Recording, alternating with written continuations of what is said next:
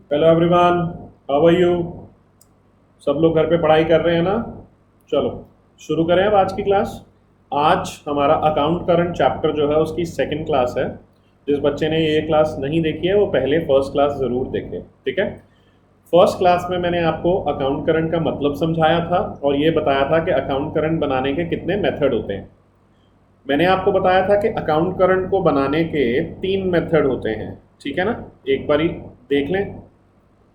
एक बताया था मैंने आपको कि interest on individual transaction method होता है। एक मैंने बताया था product of individual transaction method है। और एक आपको बताया था प्रोडक्ट ऑफ बैलेंसेस मेथड है, ठीक है। तो बेसिक बेसिक कॉन्सेप्ट हमने इस मेथड के और इस मेथड के कर लिए थे। मैंने आपको बताया था ये दोनों आपस में बहुत सिमिलर है, मेजरली ये मेथड आपके लिए इंपॉर्टेंट है, ठीक है ना। तो अब product of individual transaction method को एक बार सॉर्ट ऑफ रिवाइज ही कर लेते हैं। एक क्वेश्चन कर लेते हैं जिससे पहले कि हम आगे बढ़ें, ठीक है। तो मैं आपको एक क्वेश्चन करवा देता हूँ। तो अपनी नोट्स खोल लेते हैं। तो नोट्स में इलस्ट्रेशन नंबर 3 है हमारी और पेज नंबर 6.99 पे है। तो ये इलस्ट्रेशन एक बार ही करते हैं, ठीक है।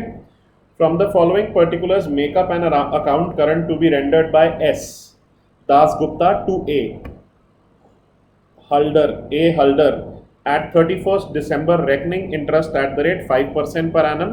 Assume 1 year is equals to 365 days. तो ये सारी हमारे पास ट्रांजैक्शंस हैं। इन ट्रांजैक्शंस को देख के करते हुए हमें अब ये क्वेश्चन सॉल्व करना है। तो चलो शुरू कर लेते हैं फिर। इलस्ट्रेशन 3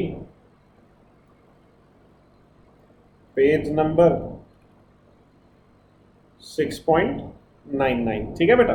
चलो तो इलस्ट्रेशन नंबर 3 है, पेज नंबर 6.99 है। इसमें एक बारी मेरे को पहले तो लेजर अकाउंट बनाना पड़ेगा। थोड़ा मैं अपना पेन पतला कर लेता हूँ, मुश्किल हो जाता है लिखना, ठीक है। तो ये हमारा लेजर अकाउंट बनेगा। वाह कितनी स्ट्रेट लाइन बनाता हूँ देखो मैं। कुछ नहीं हो सकता मेरा, कोई बात नहीं बेटा। सर के पास स्केल भी है, सर बहुत अमीर है। सर के पास डिजिटल स्केल है। देखो ये बढ़िया सी लाइन खींचेगी अब, है ना। देखो कितनी बढ़िया लाइन खींच गई। दूसरी लाइन भी खींच देते हैं, ये वाली लाइन मिटा देते हैं, ठीक है ना। तो बहुत टाइम लग रहा है सब फालतू, चलो हटाओ स्केल को। पहली लाइन के लिए ठीक था, इतना टाइम भी नहीं है अपने पास। तो ये डेबिट साइड है, इसमें आ गया डेट। वाह स्केल की ज़रूरत है लेकिन टाइम नहीं वेस्ट करना ना। पर्टिकुलर्स अमाउंट, हाँ याद है किसी को कौन से कॉलम थे। ड्यू डेट, डेज और लास्ट में प्रोडक्ट, राइट। और फिर ये क्रेडिट साइड पे भी सिमिलर काम करना है। डेट, पर्टिकुलर्स, अमाउंट,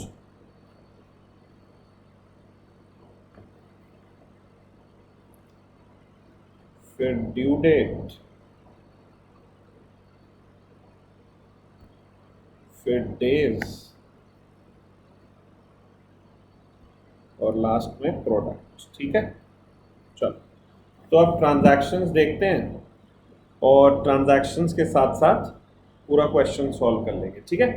तो यहाँ पे सबसे पहले कह रहे हैं कि नाम तो लिखना ही है। Rendered by S Das Gupta to A Haldar. अब ये मैंने बताया था ना, जिसका अकाउंट बन रहा है उसका नाम आगे आएगा, जो बना रहा है उसका नाम पीछे आएगा। तो यहां पे क्या आएगा, ए हल्दर इन account current with S Das Gupta. ठीक है ना, ए हल्दर इन account current with S Das Gupta. और जो कैलकुलेशन है इंटरेस्ट की वो टिल 31 दिसंबर थी शायद इस क्वेश्चन में। हाँ जी, 31 दिसंबर, यानी जो मेरी डेट ऑफ अकाउंट करंट है वो 31 दिसंबर है। ठीक है, चलो तो एक बार ना मैं सिंपली क्या करता हूँ कि इन एंट्रीज को एक बार ही पोस्ट कर लेता हूँ, फिर वो बाकी के कॉलम्स वगैरह जो हम करते हैं वो करते रहेंगे। ठीक है, सबसे पहले कह रहे हैं कि जून 30 को बैलेंस ओइंग बाय ए हल्दर है 520 रुपए, यानी ओपनिंग बैलेंस है। ओपनिंग बैलेंस की डेट के लिए मैंने आपको लास्ट क्लास में बताया था कि ये इकलौता केस है जिसमें दोनों डेट इंक्लूड होती है, मैंने नोट्स में भी लिखवाया था अगर आपको याद हो तो यहां पे 30 जून को लिखेंगे टू बैलेंस, ये मेरे पैसे देता है ना, ब्रॉट डाउन 520 रुपए ये दे रहा है मेरे को। फिर goods sold to A Haldar 40 रुपए की गुड्स मैंने सेल करी हैं, तो सेल्स का एंट्री क्या हो जाएगी, A Haldar account debit to sales, तो ये 17 जुलाई हो जाएगी, टू सेल्स 40 रुपए। ठीक है ना, अब यहां पे देखो पूरे क्वेश्चन में सबसे पहले देखो कि क्या कोई इंफॉर्मेशन इन्होंने दे रखी है क्रेडिट पीरियड के लिए, क्या कुछ बता रखा है कि हम इतना क्रेडिट पीरियड दे रहे हैं या कोई ऐसी इंफॉर्मेशन नहीं ना। तो फिर इस केस में क्या होगा, due date will be the date of transaction only, मतलब हम यही मान के चलेंगे कि जिस दिन हमने उसको सामान बेचा हम तभी से ब्याज लगाना शुरू कर रहे हैं, क्योंकि क्वेश्चन में हमें कोई क्रेडिट पीरियड दे नहीं रखा। ठीक है, तो फिर जुलाई 17 की ड्यू डेट क्या आएगी, जुलाई 17 ही आ जाएगी। ठीक है, तो जून 30 की भी ड्यू डेट क्या आ जाएगी, जून 30 ही आ जाएगी, उसके अंदर कोई हमारे को दिक्कत तो है नहीं। ठीक है, तो चलिए अब क्या करते हैं, 520 के बाद नेक्स्ट ट्रांजैक्शन देख लेते हैं। अगस्त 1 को cash receive from A Halder है, तो cash account debit to A Haldar account हुआ होगा, तो अगस्त 1 को कितने रुपए आए हैं, 500, तो यहां पे लिख देता हूं 1 अगस्त को बाय कैश 500 रुपए। फिर नेक्स्ट ट्रांजैक्शन है 19 अगस्त को goods sold to A Haldar 720 रुपए की, तो यहां पे 19 अगस्त को टू सेल्स 720।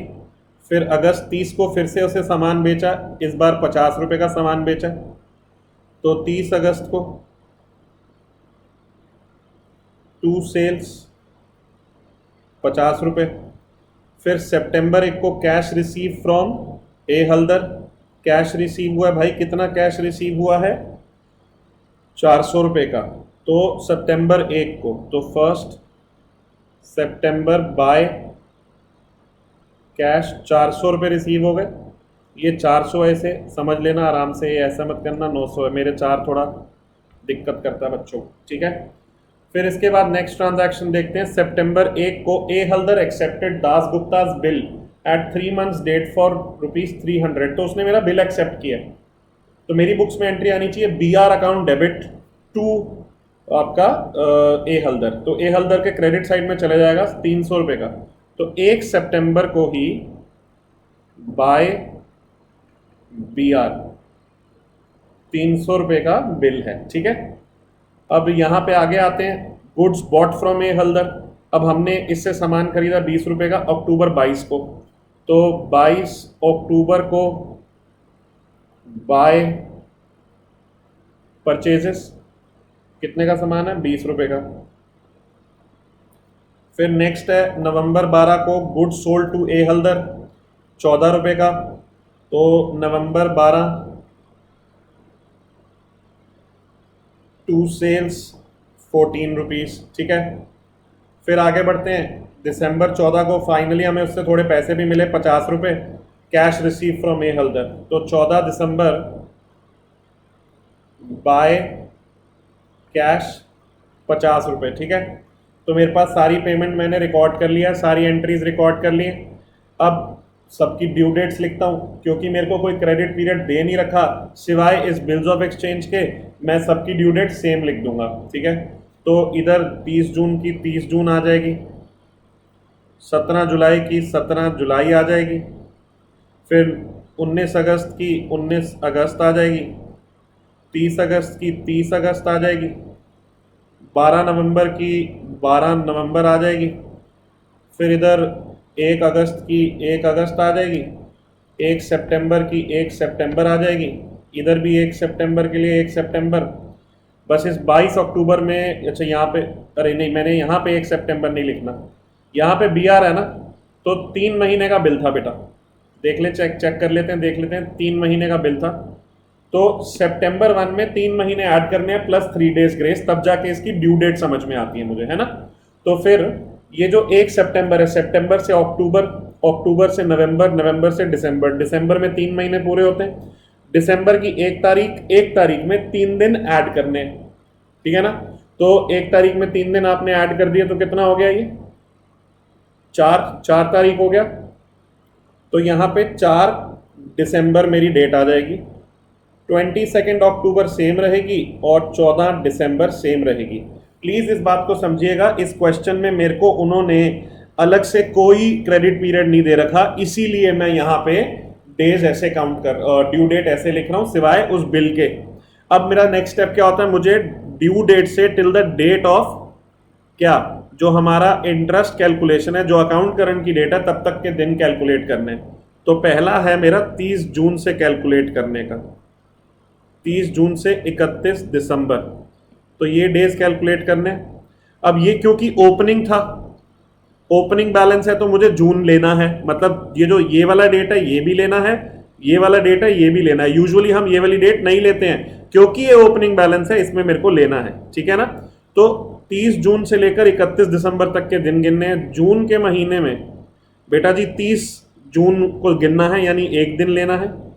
फिर जुलाई के महीने की बात करें तो 31, फिर अगस्त के महीने की बात करें तो 31, सितंबर की बात करें तो 30, अक्टूबर की बात करें तो 31, नवंबर की बात करें तो 30 और दिसंबर की बात करें तो 31। इसका टोटल करें तो 1 + 31 + 31 + 30 + 31 + 30 + 31, ये आ गया आपका 185 डेज। तो यहाँ पे 185 डेज है। प्लीज इस बात का ध्यान रखें, क्योंकि ये ओपनिंग बैलेंस है इसलिए मैंने दोनों दिन काउंट करे।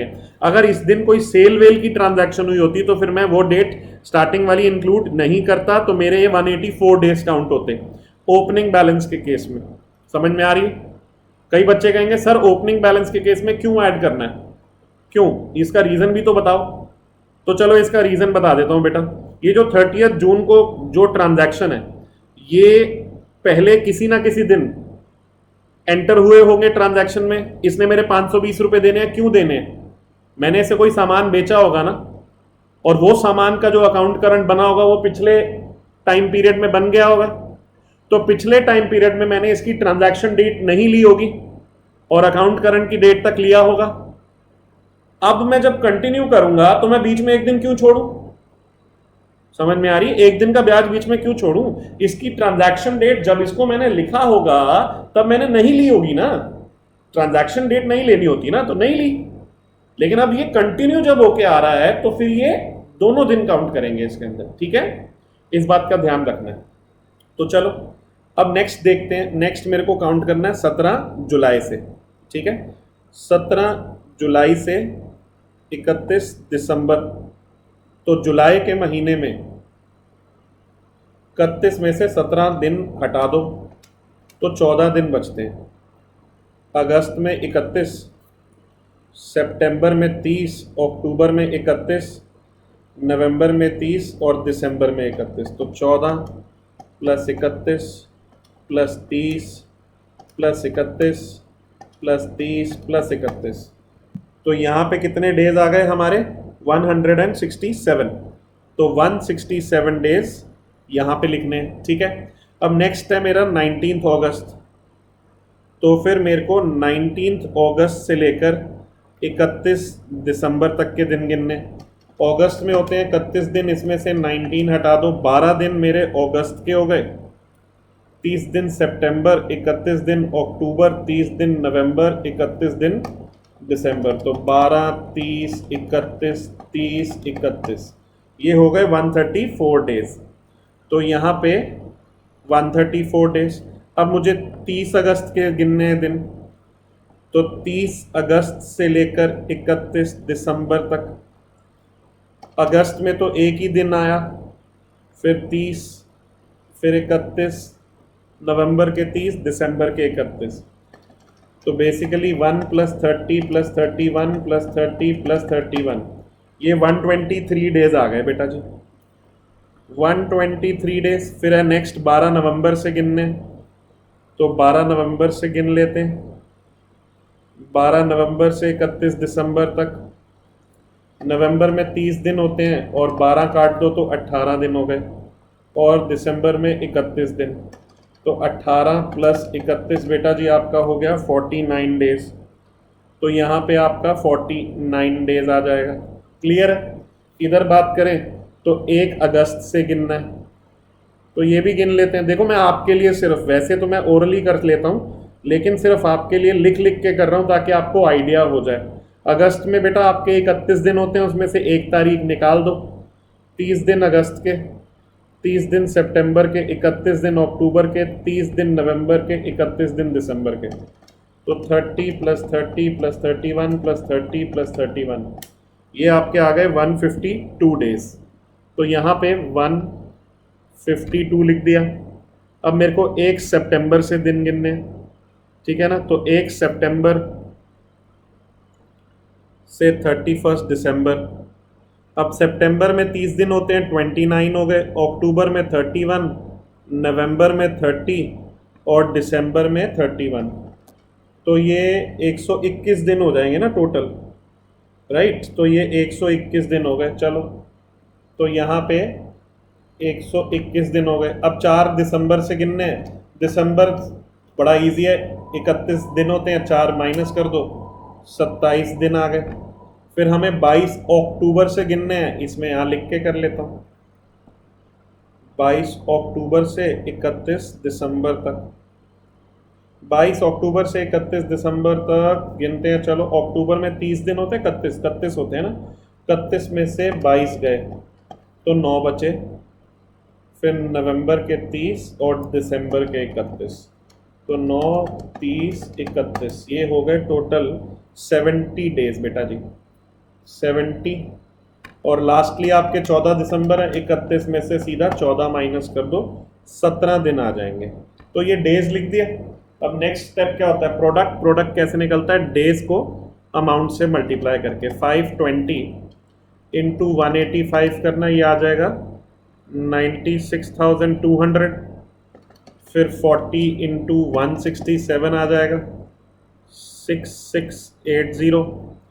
फिर 720 × 134 आ जाएगा 96480, ठीक है। और फिर आपका 50 × 123 आ जाएगा 6150। फिर आपका 14 × 49 आ जाएगा 686, ठीक है। उस तरफ के प्रोडक्ट 500 को मल्टीप्लाई करना है 152 से, 500 × 152 76,000 आ गया। फिर 400 × 121 48,400 आ गया।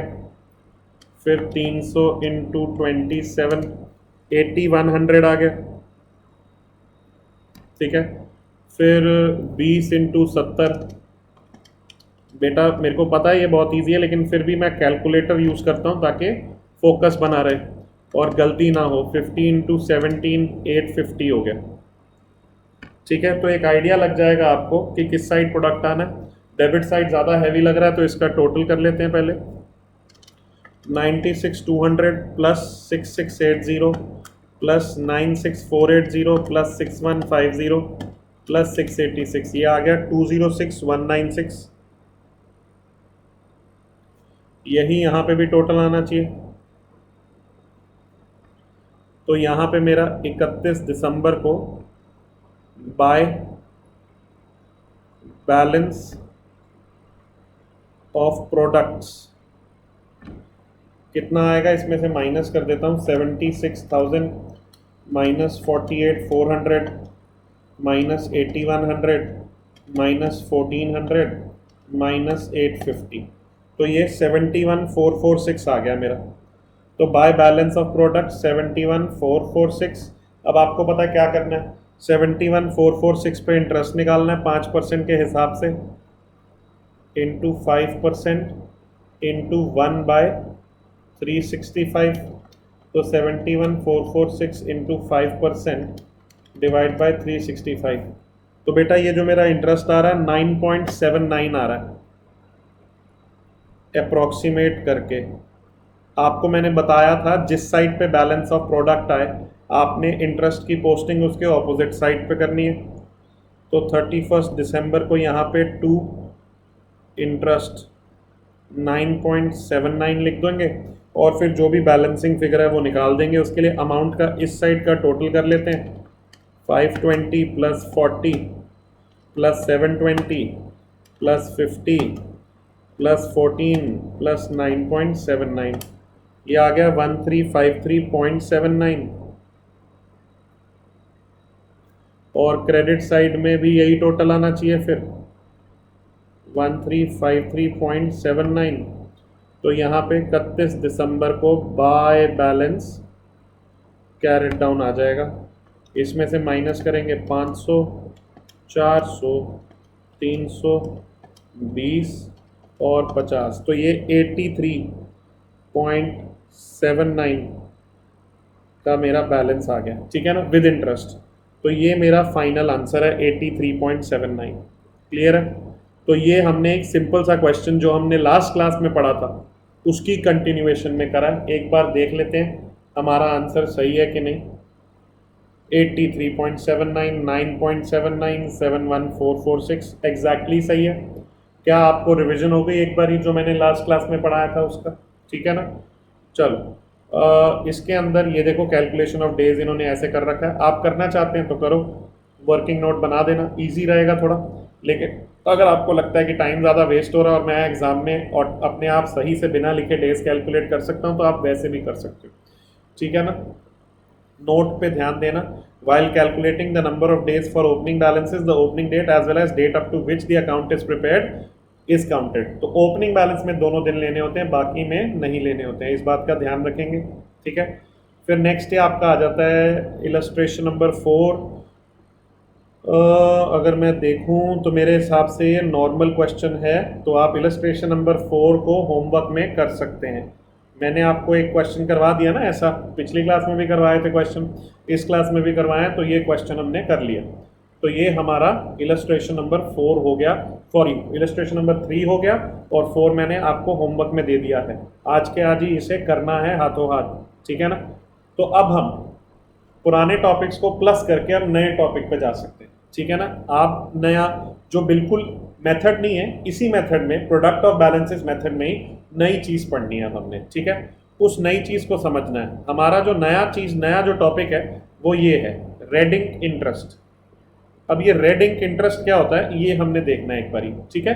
तो रेडिंग इंटरेस्ट पढ़ना है हमने कि रेडिंग इंटरेस्ट क्या होता है, क्या कॉन्सेप्ट होता है, क्या नहीं होता है, ठीक है। तो इसके लिए चलो एक बारी वापस इस क्वेश्चन पे जाते हैं, ठीक है। एक ट्रांजैक्शन उठाता हूं मैं इसमें से कोई भी और आपसे उसके बारे में बात करता हूं। जैसे बात करता हूं आपसे इस, चलो अलग से ही बात करते हैं, ठीक है। अब देखो मैं अकाउंट नहीं बना रहा, मैं एक टाइमलाइन बना रहा हूं, ठीक है। टाइमलाइन मतलब जैसे ये मेरी अकाउंट करंट की शुरुआत है, 1 अप्रैल से शुरुआत हुई अकाउंट करंट की और मुझे 30 सितंबर को ये अकाउंट करंट देना है मान लो। तो ये फर्स्ट ट्रांजैक्शन की डेट है और ये मेरी डेट ऑफ अकाउंट करंट है, ठीक है। ये मेरी डेट ऑफ अकाउंट करंट है।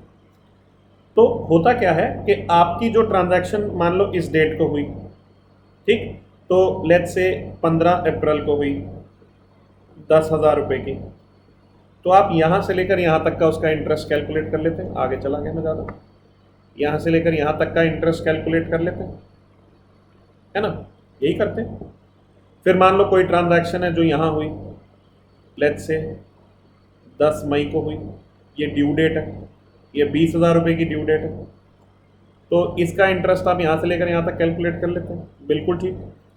अब मान लो कि एक ट्रांजैक्शन हुई है जो लेट्स से हुई है 15 सितंबर को, लेकिन इसकी जो ड्यू डेट है वो है 15 अक्टूबर, ठीक है। आज हमने अकाउंट करंट बना के देनी है। ट्रांजैक्शन कब हुई है? 15 सितंबर को, ड्यू डेट इसकी कब है? 15 अक्टूबर, और आज मुझे अकाउंट करंट बना के देना है। और मेरे को इसके अंदर ये मान लो ये 5,000 की पेमेंट है, ये भी इंक्लूड करके बता के देनी है कि बेटा अगर आज तुम 30 सितंबर को पेमेंट करते हो तो तुम्हें कितने पैसे देने हैं ब्याज समेत। तो चलो ये 10,000 मुझे पहले देने थे, मैंने नहीं दिए होंगे तो ब्याज लगा दिया। 20,000 रुपये मुझे 10 मई को देने थे, नहीं दिए होंगे तो मैंने ब्याज लगा दिया। ये 5,000 रुपये तो मेरे को देने ही नहीं है 30 सितंबर तक, ये 5,000 रुपये तो मुझे देने ही नहीं है 30 सितंबर तक, ये तो मुझे 15 अक्टूबर को देने हैं। तो अगर आप मेरे को ये आज पे करने को कहते हो तो भैया इस पे ब्याज थोड़ी लगाओगे।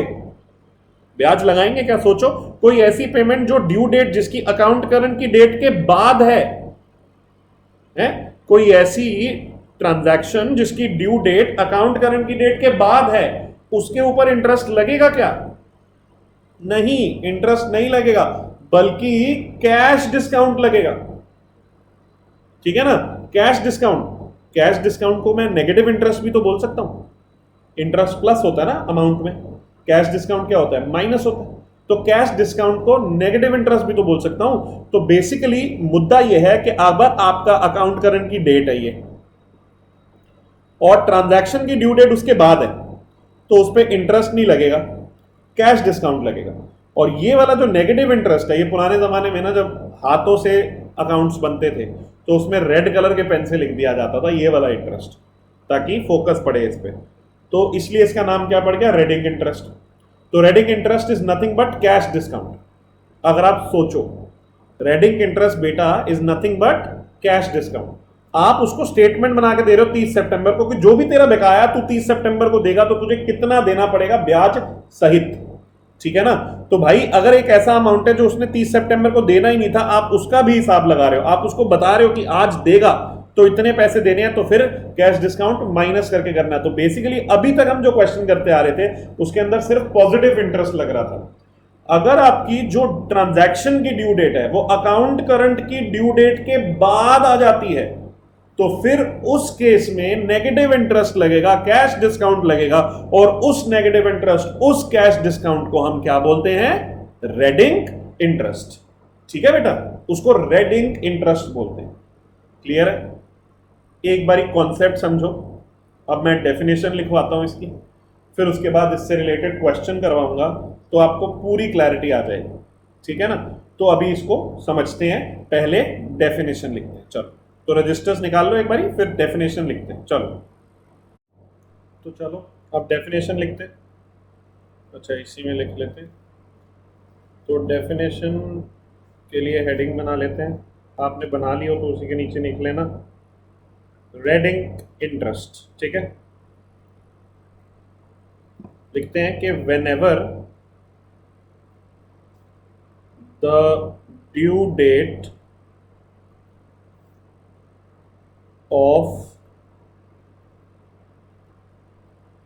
the transaction या बिल, जो भी केस हो, falls after the due date of closing the account. यानी क्या हो रहा है? ड्यू डेट जो है वो अकाउंट क्लोज करने के बाद फॉल कर रही है ना। In such case interest can not recharge, obviously interest charge ही नहीं किया जा सकता। क्यों भाई? भाई जिस दिन पैसे देने की तुम बात कर रहे हो उस दिन ड्यू ही नहीं है, उसके बाद ड्यू है ना, तो मेरे से इंटरेस्ट किस बात का ले रहे हो? However interest from the date of account current to such due date is treated as negative interest, यानी कि इसको रिबेट बोल लो चाहे कैश डिस्काउंट बोल लो, and is written in red ink. ठीक है ना, तो रेड इंक में लिखा होता है this is called red ink interest. ठीक है बेटा, इसे हम क्या बोलते हैं? रेड इंक इंटरेस्ट बोलते हैं। सर पेपर में हमें फिर रेड पेन लेके जाना होगा और रेड इंक इंटरेस्ट को रेड कलर से लिखना होगा? नहीं बेटा, ऐसा कुछ नहीं है। पेपर में आपको अलाउड ही सिर्फ ब्लैक पेन है। सीए के पेपर में ब्लैक बॉल पेन अलाउड होता है सिर्फ, और कोई पेन नहीं अलाउड होता आपको। ठीक है ना, तो आप उसी से लिख सकते हो, रेड से लिखना नहीं है। तो फिर सर हमने क्या करना है, तो ये भी देख लेते हैं नेक्स्ट पैराग्राफ में। इन actual practice the product of such transaction is written on the opposite side of the transaction या बिल। समझाता हूँ एक बारी में।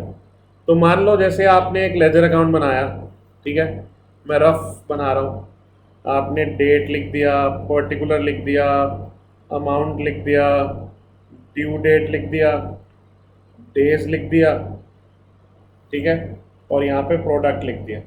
अब मान लो ये 31 दिसंबर तक का अकाउंट करंट है, आपकी एक ट्रांजैक्शन आती है टू सेल्स, और ये मान लो 1000 रुपये की ट्रांजैक्शन है और इसकी ड्यू डेट आपकी है 31 जनवरी।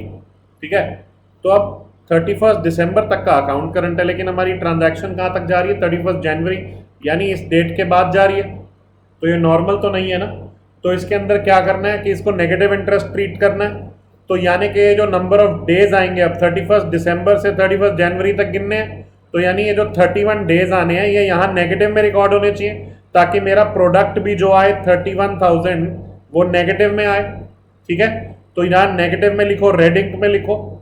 इसकी बजाय एक और ऑप्शन है, इसका दूसरे साइड पे एंट्री पास कर दो। तो जहां पे यहाँ पे दूसरे साइड पे date, particulars, amount, due date, days और प्रोडक्ट होता है ना, तो यहाँ पे सीधा बाय आप महीने के एंड की डेट डालोगे, जो आपका end of the account current है 31 दिसंबर, यहाँ पे लिखोगे बाय रेड इंक प्रोडक्ट।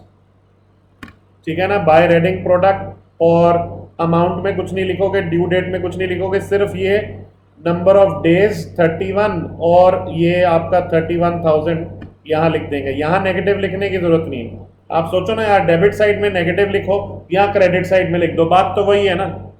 तो कैलकुलेशन इजी करने के लिए हम क्या करेंगे, जो भी मेरा रेडिंग इंटरेस्ट वाला पॉइंट होएगा उसका अमाउंट और ये एंट्री तो यहाँ लिखेंगे, लेकिन उसके डेज और प्रोडक्ट जो है वो ऑपोजिट साइड में end of the account current की डेट में डाल देंगे।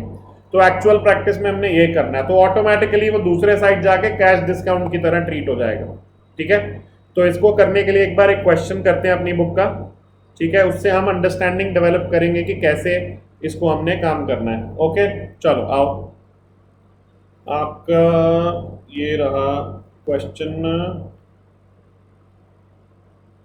ये 5 है, इलस्ट्रेशन नंबर 5, ये हमने करना है। इलस्ट्रेशन नंबर 5 बेटा, पेज नंबर देख लो, 6.101 है, इलस्ट्रेशन नंबर 5 है, ठीक है। Illustration number 5 page number 6.101। ओके, करते हैं। कह रहे हैं following transactions took place between X and Y during the month of April. तो 1 अप्रैल से लेकर 20 अप्रैल तक की ट्रांजैक्शंस हैं। ये ओपनिंग बैलेंस है आपका, फिर ट्रांजैक्शन दे रखी है। You are required to make an account current by product method to be rendered by X to Y. किसने बनाना है? एक्स ने। किसको देना है? वाई को। यानी क्या लिखोगे? Y in account current with X, ठीक है। और इंटरेस्ट कब तक का निकालना है? 30 अप्रैल का, यानी 1 महीने का ही है ना, क्योंकि 1 अप्रैल से शुरू हो रहा है, 30 अप्रैल पे खत्म हो रहा है। Taking interest into account at 10% per annum, assume 1 year is equals to 365 days. तो यहाँ पे अब वही है ना, मेरे से एवरेज ड्यू डेट में भी बड़े बच्चों ने पूछा, सर यहाँ तो 2016 लिखा है, ये लीप ईयर होता है, ये 365 डेज क्यों दे रखा है? बेटा एक्चुअली क्या होता है कि ये बुक्स ना इंस्टीट्यूट जो है ये एक बार ही बनाता है, फिर उनको हर साल थोड़ा थोड़ा चेंजेस करता रहता है, तो कन्फ्यूजन ना हो इसलिए वो डेज लिख देता है कि इतने दिन ले लो, ठीक है। पेपर में आपको क्लैरिटी से दिया होगा हमेशा, ठीक है। ये 2016 से घबराना नहीं है, ओके। लीप ईयर है, मैं जानता हूँ, पेपर में हम एक्चुअली देखेंगे लीप ईयर है कि नहीं है, और होगा तो उसका नोट लिख देंगे। लेकिन अगर क्वेश्चन में नंबर ऑफ डेज मुझे बता रखे हैं कि फरवरी में 28 लेने हैं या साल के 365 लेने हैं, तो उसी हिसाब से क्वेश्चन कर देंगे। आपकी इंस्टीट्यूट की बुक में कई जगह कुछ नहीं लिखा, फिर भी 365 डेज ले रखे हैं, जबकि लेने 366 चाहिए, तो आप इंस्टीट्यूट को बेटा माफ़ कर देंगे, ठीक है। हमारा दिल बहुत बड़ा है बेटा, ठीक है ना, हम ऐसे माफ़ कर देते हैं। और वैसे भी ICI हमारा भगवान है, भगवान को तो क्या ही हम कुछ कह सकते हैं, है ना। तो चलो वापस आते हैं, इस क्वेश्चन को करने की कोशिश करते हैं, ठीक है। प्लीज़ आराम आराम से कराऊंगा ये क्वेश्चन, धीरे धीरे क्वेश्चन करना है ये, इसके अंदर ज़्यादा कोई भागड़ दौड़ी नहीं मचानी है, ठीक है। और इसको आराम आराम से करके करेंगे तभी समझ में आएगा। तो फिर से बेटा जी अमीरों की तरह मैं अपना स्केल निकाल लेता हूँ, 1-2 लाइनें ड्रॉ कर लेते हैं ना, तो हिम्मत बनी रहती है कि हाँ भाई सही लाइनें ड्रॉ करिए। तो ये एक लाइन, फिर ये दूसरी लाइन, ठीक है ना। चलो क्लीनली काम करते हैं, ये वाली लाइन यहाँ। चलो तो पहला कॉलम बना देते हैं डेट का, दूसरा कॉलम पर्टिकुलर का, फिर अमाउंट का, फिर ड्यू डेट का, फिर डेज का, और ये प्रोडक्ट का ज़्यादा ही छूट गया तो मैं इसको यहाँ पे बना देता हूँ, इसको मिटा देता हूँ। ये मेरा बन जाएगा फिर से डेट का, ये पर्टिकुलर्स का,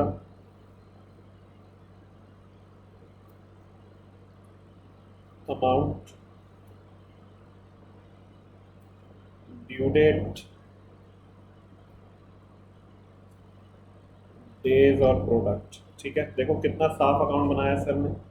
नाम देख लें क्या बनाना है, किसका बनाना है। रेंडर्ड बाय एक्स है, टू वाई है, तो Y in account current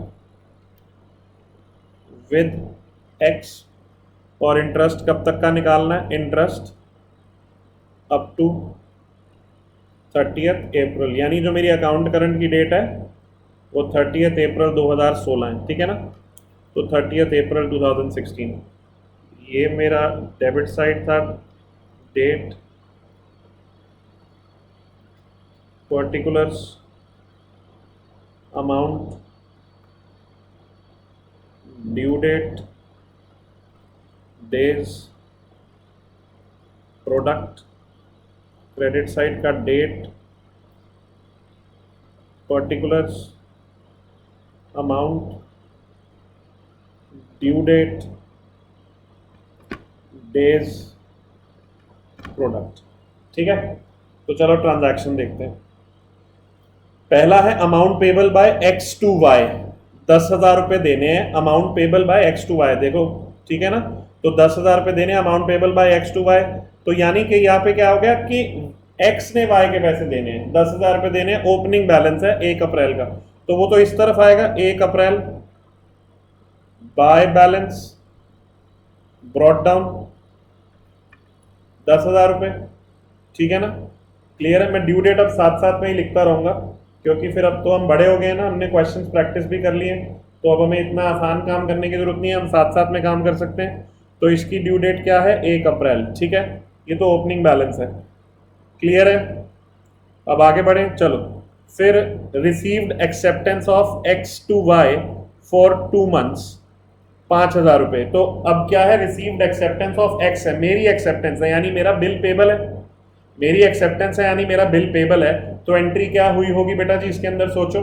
bills payable है तो फिर Y account debit to BP हुआ होगा, और 7 अप्रैल को मैंने अपनी एक्सेप्टेंस दिया 5,000 रुपये के लिए, तो 7 अप्रैल को मैंने यहाँ लिखा टू बिल्स पेबल 5,000 रुपये के लिए मैंने ये एंट्री करी है। अब इसकी ड्यू डेट बेटा जी देखो कितने महीने के लिए, 2 महीने के लिए, ठीक है ना। तो 2 महीने ऐड करने हैं 7 अप्रैल में, अप्रैल से लेकर मई, मई से लेकर जून, जून की 7 तारीख में 3 दिन ग्रेस ऐड करना है, 8, 9, 10, तो 10 तारीख मेरी आ जाएगी, ठीक है। तो 10 जून मेरी यहाँ पे ड्यू डेट है। अब नंबर ऑफ डेज यहाँ लिखने हैं, लेकिन सर ये तो 10 जून है और मेरी डेट तो 30 अप्रैल है, तो सर यहाँ तो यहाँ पे नेगेटिव में लिखें या ऑपोजिट साइड पे लिखें, तो हम क्या करेंगे, ऑपोजिट साइड पे लिखेंगे। तो अभी हम इसको थोड़ी देर के लिए छोड़ रहे हैं, भूलेंगे नहीं, छोड़ रहे हैं सिर्फ थोड़ी देर के लिए, ठीक है। इसको अभी क्वेश्चन खत्म करने के बाद करेंगे। क्लीनलीनेस बना के रखनी है, लेजर अकाउंट बिल्कुल बेटा मुचड़ मुचड़ नहीं करना है, आराम से करना है, ठीक है। चलो, तो नेक्स्ट ट्रांजैक्शन लिख लेते हैं 10 अप्रैल की।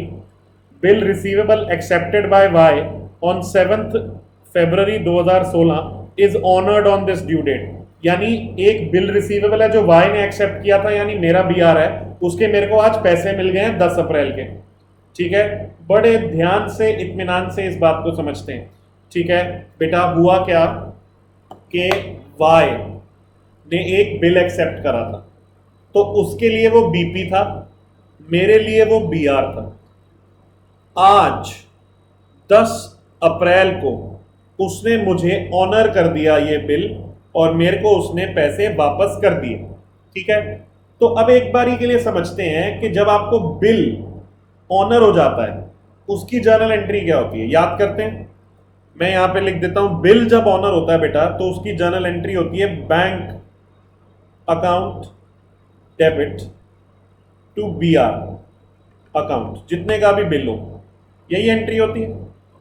तो इस एंट्री में कहीं वाई का नाम आया नहीं ना, तो फिर इस एंट्री को यहां इस अकाउंट में पोस्ट करना है, अरे नहीं करना है भाई, ये आपको कंफ्यूज करने के लिए दे रखी है, ठीक है ना। तो इस एंट्री को यहां पोस्ट नहीं करना है। क्यों नहीं करना है, क्योंकि भैया ऐसा हुआ है कि एक बिल था जो वाई ने एक्सेप्ट किया था, यानी मेरा बीआर था, और उसके बदले में मेरे को पैसे मिल गए, तो बैंक टू बीआर एंट्री होगी, वाई के अकाउंट में आना ही क्यों है। हाँ, अगर डिसऑनर हुआ होता, अगर डिसऑनर होता तो फिर मैं इसमें एंट्री करता ना कि Y's account debit to BR account, है ना। तो फिर वाई टू बीआर होता ना, फिर पंगा होता तब, अभी तो पंगा ही नहीं है कोई। तो इस बात को अब ध्यान रखना है आपने, क्लियर है, पक्की बात। चलो फिर आगे बढ़ते हैं। तो हमारा कहने का तात्पर्य बेटा ये है कि ये वाली एंट्री जो है ये रिकॉर्ड ही नहीं करनी, ठीक।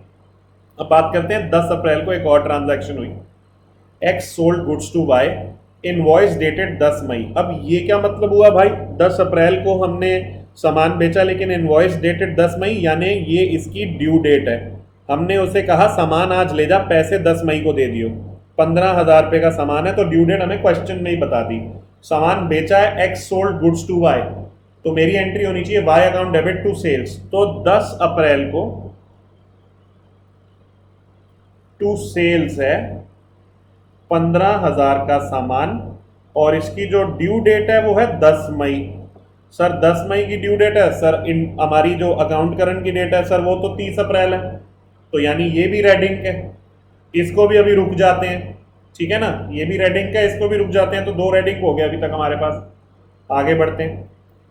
12 अप्रैल को X received cheque from Y dated 15 May 2016। अब भाई ऐसा है कि आप 12 अप्रैल को मेरे को चेक थमा रहे हो, ठीक है, और चेक पे डेट 15 मई की है, तो आज पैसे मिल गए मानूंगा या 15 मई को मिले ये मानूंगा? 15 मई मानोगे ना भाई, चेक आज इन कैश थोड़ी हो सकता है। तो ट्रांजैक्शन तो चलो मान लिया 12 अप्रैल की डेट है, ठीक है, लेकिन ये जो चेक जो रिसीव हुआ है ये मैं कब मानूंगा? 15 मई, यानी जो इंटरेस्ट की कैलकुलेशंस वगैरह हैं वो 15 मई के लिए होंगी, ठीक है। तो मेरे को चेक रिसीव हुआ है, तो यहां पे मैं 12 अप्रैल लिखता हूं। अब यहां पे मैं बाय बैंक लिखता हूं। अब कई शाणे बच्चे कहेंगे सर बैंक में थोड़ी आया है, सर आप बैंक लिख रहे हो, गलत कर रहे हो, सर यहां तो चेक्स इन हैंड लिखो। तो बेटा आपकी मर्जी है, आप चेक्स इन हैंड लिखना चाहते हो या बैंक लिखना चाहते हो, एक ही बात है, ठीक है। बैंक में आया ना चेक, तो अभी डाला नहीं है, कोई बात नहीं, वो 11th क्लास में छोटे बच्चों वाली हरकतें करते थे हम। अब इधर इतना मेजर बात चलती है, चेक्स इन हैंड लिखना, चेक्स इन हैंड लिख दो, कोई दिक्कत वाली बात नहीं है। 7,500 रुपये का आया है, लेकिन 15 मई की डेट है, तो मैं ड्यू डेट 15 मई लगाऊंगा, क्योंकि इंटरेस्ट कैलकुलेशन के पर्पस के लिए ऐसा ही होगा। अब ऐसा है ना, मैंने तुमसे पैसे उधार लिए हैं, आज तुम्हें चेक आके दे दिया, मैंने कहा ब्याज रोक दे, ठीक है, लेकिन चेक पे डेट 2 महीने बाद की है, तो तुम कहोगे अरे भाई ब्याज क्यों रोकूं, तो ब्याज की कैलकुलेशन 15 मई। अरे यार ये 15 मई है, डेट 30 अप्रैल है, ये भी रेडिंग है। हाँ बेटा ये भी रेडिंग है, तो अभी रेडिंग करेंगे एक साथ, समझ आ जाएगा, टेंशन मतलब। अभी मैं सिर्फ ट्रांजैक्शंस लिख रहा हूँ, ओके। ड्यू डेट जिसकी जिसकी समझ में आ रही लिखता जा रहा हूँ, रेडिंग वाले छोड़ता जा रहा हूँ, ठीक है ना। डेज और प्रोडक्ट वाली बात अगर हम करें तो चलो अभी नेक्स्ट करते हैं। 15 अप्रैल को Y sold goods to X और इनवॉइस डेट फिर से 15 मई है, 6,000 रुपए की, ठीक है ना। तो 15 अप्रैल को अब यहां पे वाई सोल्ड गुड्स है ना, देखो वाई सोल्ड गुड्स है 2x, तो यानी ये तो मेरी परचेजेस हुई 6,000 रुपए की। तो यहां पे 15 अप्रैल को बाय परचेजेस 6,000 रुपए, और इनकी ड्यू डेट क्या है? 15 मई, ये भी रेडिंग है। चलो नेक्स्ट, 20 तारीख को X return goods sold by Y on 15 April, यानी ये वाली गुड्स जो हैं उनमें से 1,000 रुपए की गुड्स माइनस कर दी, परचेज रिटर्न हो जाएगा। तो यहाँ पे क्या करूँगा, कौन सी डेट को मैंने करा है? 20 तारीख को करा है ना, हाँ 20 तारीख को। तो 20 तारीख को 20 अप्रैल को टू परचेज रिटर्न, और 1,000 रुपए का सामान परचेज रिटर्न किया, तो ड्यू डेट क्या होगी बेटा? जो ओरिजिनल परचेज ट्रांजैक्शन की ड्यू डेट है, रिटर्न के लिए भी वही ड्यू डेट कैंसिल करी जाएगी, ठीक है। तो जब मैंने सामान बेचा तो मैं इंटरेस्ट अगर 15 मई से कैलकुलेट कर रहा हूं, तो जब वो सामान रिटर्न हो गया तो उसकी इंटरेस्ट की कैंसिलेशन भी 15 मई से ही की जाएगी, ठीक है। तो 15 मई से कर दिया मैंने, ये क्लियर है, ये भी रेडिंग चल रहा है। एक और ट्रांजैक्शन है, चलो, bill accepted by Y is dishonoured on this due date 5,000, आ गया ना। मैंने कहा था ना अगर डिसऑनर हो जाता है तो आ जाएगा, तो यहाँ पे मैंने एंट्री लिख भी रखी है कि अगर डिसऑनर होता है तो वाई का अकाउंट डेबिट हो जाएगा टू BR, है ना। तो बिल रिसीवेबल क्रेडिट हो जाएगा और वाई का अकाउंट डेबिट, कितने का है? 5,000। तो कोई नोटिंग चार्जेस नहीं बता रखे, तो मान के चलेंगे कुछ नहीं है। कौन सी डेट है? 20 अप्रैल है, तो 20 अप्रैल को यहाँ पे टू BR 5,000 रुपये। अब इसकी कोई और डेट नहीं है, तो इसकी ड्यू डेट 20 अप्रैल ही मान लेंगे, ठीक है। अब चलो सब ट्रांजैक्शंस मैंने लिख दी हैं, अब सब ट्रांजैक्शंस की ड्यू डेट लिखता हूँ, ड्यू डेट सॉरी लिख दी है, डेज लिखता हूँ। तो चलो क्रेडिट साइड से शुरू करते हैं, क्योंकि हमारा अकाउंट क्रेडिट साइड से शुरू हुआ है। 1 अप्रैल की ट्रांजैक्शन है, 10,000 रुपये की ओपनिंग है, तो दोनों दिन लेने हैं, 1 अप्रैल भी लेना है और 30 अप्रैल भी लेना है, तो यानी 30 डेज यहाँ ले लूँगा, ठीक है। अब क्रेडिट साइड में देखता हूँ, यहाँ पे 15 मई है, यानी रेडिंग है, तो इसका ऑपोजिट साइड पे डेट मैं लिखता हूँ जो अकाउंट करंट की डेट होती है, to red ink product. Amount column में आप कुछ नहीं लिखेंगे, ड्यू डेट में कुछ नहीं लिखेंगे, डेज लिख दें 30 और प्रोडक्ट कर दें 30 का नहीं, डेज कैलकुलेट करने हैं, मैंने ऊपर वाला देख लिया था, सॉरी गलती से। 15 मई है ना, तो ड्यू डेट भी चाहे लिख लो, उससे कोई फर्क नहीं, अमाउंट नहीं लिखना बस। 15 मई है तो 30 अप्रैल से 15 मई तक गिनने हैं, तो 15 दिन, और अमाउंट कितना है? 7,500 का, तो 7,500 इंटू 15 दिन 112,500, यहाँ पे 30 × 10,000 है, तो 3 लाख प्रोडक्ट लिख दिया। ठीक है, तो इस वाले का प्रोडक्ट यहाँ ना लिख के ऑपोजिट साइड पे लिखना है, क्योंकि रेड इंक है।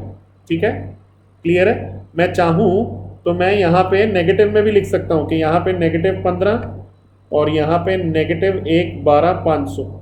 आप दोनों में से कोई भी तरीका चूज कर सकते हैं जो आपको आसान लगे, लेकिन आपकी इंस्टीट्यूट की बुक में ऑपोजिट साइड पे लिखने वाला तरीका यूज किया है, और आप भी वही कोशिश करें कि यूज करें। ठीक है ना। चलो, तो अब नेक्स्ट ट्रांजैक्शन है, इसकी भी 15 मई है, तो इसके लिए भी 30 April to red ink, product amount में कुछ नहीं लिखना, 15 मई, 15 दिन, 6,000 है, 15 से मल्टीप्लाई करना है इंटू 15, ये 90,000 आ गया।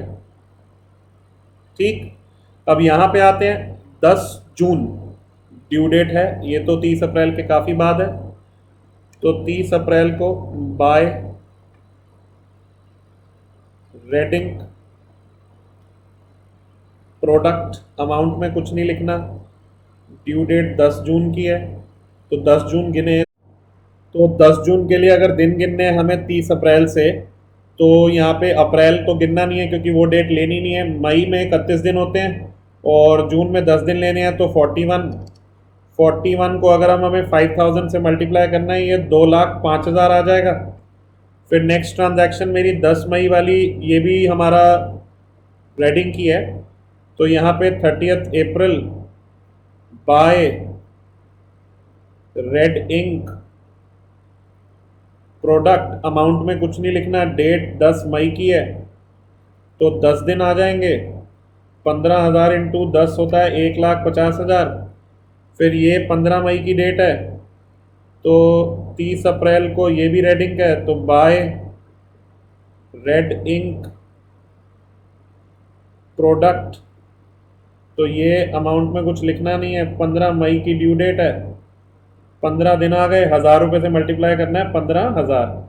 तो ये मेरी सारी ट्रांजैक्शन हो गई। अब कैलकुलेशन कर लेते हैं। हैवी मेरे को प्रोडक्ट वाला साइड इधर लग रहा है, क्रेडिट साइड, तो 3 लाख प्लस 2,05,000 प्लस 1,50,000 और 15,000, तो ये 6,70,000 यहाँ टोटल आ गया। तो यहाँ पे भी आपका 6,70,000 टोटल आना चाहिए। तो यहाँ पे 30 अप्रैल को टू बैलेंस ऑफ प्रोडक्ट लिख दूंगा।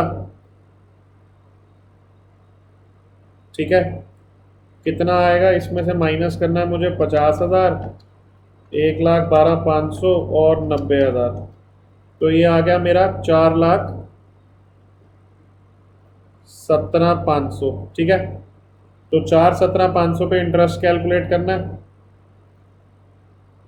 10% के हिसाब से, एक दिन के लिए 365 दिन के साल में, तो इंटू 10% डिवाइड बाय 365, तो ये आ गया 114.38। आपको पता है जिस साइड आपका बैलेंस ऑफ प्रोडक्ट आता है उसके ऑपोजिट साइड पे आपने उसको पुट करना होता है।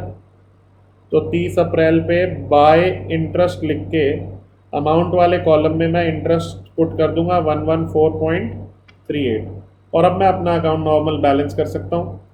डेबिट साइड हैवी दिख रहा है, तो पहले इस तरफ कर देते हैं 5, 15, 1 और 5, 5 और 15 20, 20 और 1 21, 21 और 5 26, तो 26,000 इस तरफ है, तो इस तरफ भी 26,000 आना चाहिए। तो 26,000 में से माइनस कर देंगे 10,000, 7,500, 6,000 और 114.38, तो मेरा आंसर आता है 2,385.62।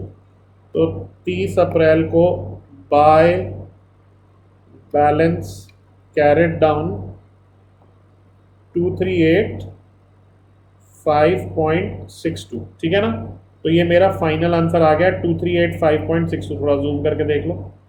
ठीक है बेटा, तो ये क्वेश्चन एक बार हम चेक भी कर लेते हैं, हमारा आंसर ये सॉल्यूशन है, हाँ जी फाइनल आंसर 2385.62, ठीक है ना। इंटरेस्ट देख लो 114.38, तो बिल्कुल एग्जैक्टली हमारा आंसर सही आ गया है। तो आई होप आपको ये समझ में आया होगा। आप रेडिंक वाला पॉइंट एक बार ज़रूर देखेंगे और इसी क्वेश्चन को एक बार आपने इलस्ट्रेशन को ज़रूर करना है, ठीक है। अभी आपके लिए बीच में संडे का दिन भी आ रहा है, तो इसीलिए मैं थोड़ा होमवर्क इसका बढ़ा दूंगा आपको। मैं होमवर्क और क्या दे रहा हूँ ज़रा ध्यान से देखें।